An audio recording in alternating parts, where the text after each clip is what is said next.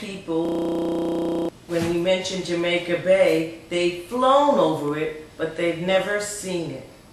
And Jamaica Bay, right next to Kennedy Airport, is one of our great resources. We're not really doing our job to share it with both all of our international visitors as well as the local community.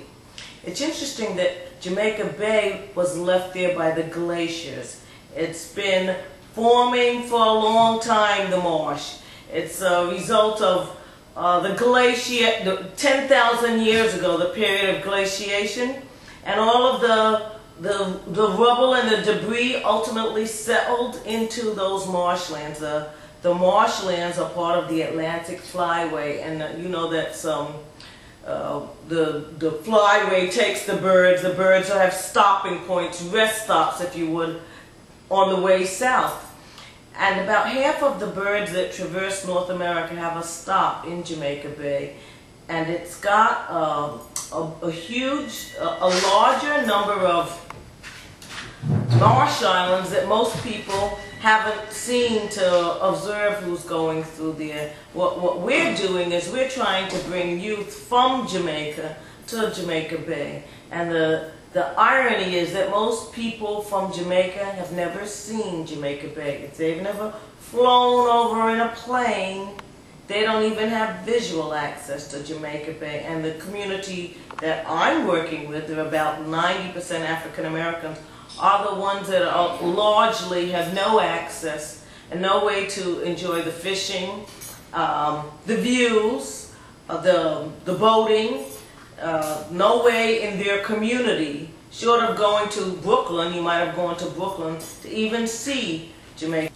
When I was aware of the possibility of choosing professions, I told my mother when I was 8 I wanted to be a botanist, because I had fallen in love with the trees and the plants I saw outside on my front stoop. And my mother took me to the library and showed me some botany books, but unfortunately they were all serious books about plant classification. So I sort of strayed away from that as a career, and I subsequently came back to it as an environmental lawyer. I protect plants and people and the environment from the harm of human activities. That's what I do, and I've been doing this for about 20 years.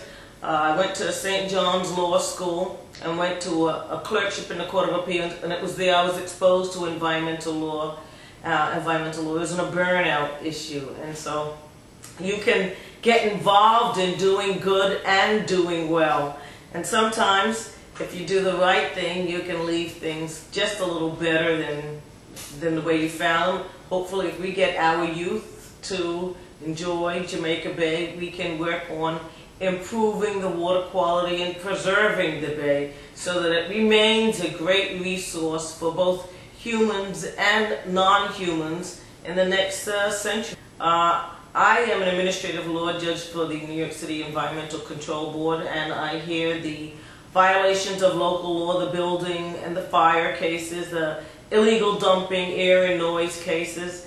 And in that capacity, I've sort of found a way to do good work while working for government, because they still do enforcement at the local level. At the same time, I feel comfortable about prosecuting or hearing a case for a dirty sidewalk, and I wouldn't feel comfortable putting people in jail. Well, Danny, your movie's coming out this Friday. Are you excited? Yeah, I can't believe it. Never thought this was going to happen to me. Did you read Aquaman comic books when you were growing up? No, you know, I missed that. I was like an Archie and Veronica person. I like the real low-key comic. Do you think Aquaman has better characteristics than Batman or Superman? Yeah, of course I do. I am Aquaman. What do you expect me to say? Can you give us a little hint? Is Aquaman going to protect the Earth's waters? Because we know that Earth is largely water, and something like 7/8 water. Is Earth's oceans threatened, and is Aquaman going to be involved in protecting them?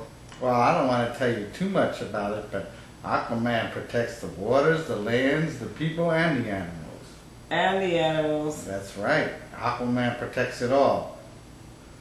In your new movie, would there be any environmental threats that Aquaman is going to be involved in? Yes.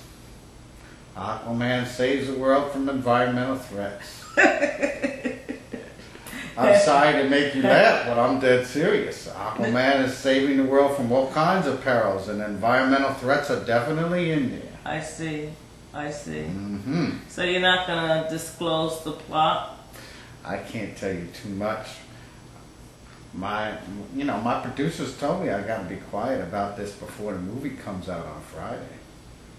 Do you have any hot scenes with your leading lady? I got lots of hot scenes. And I got, not just with the leading lady, but definitely. I mean, Aquaman, it's like James Bond or something. This is large. Well, do you have an alternative human alter ego, as do a lot of other superheroes? You mean my name? Yeah, a human alternative alter ego. Yes, there's a regular guy in here. And is it a secret, or can we find out? There is a regular guy. I'll tell you that. I'm not going to tell you his name. Okay. Sunny gets blue, your eyes get gray and cloudy,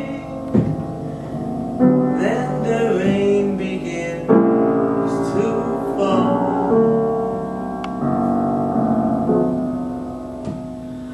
Pitter patter,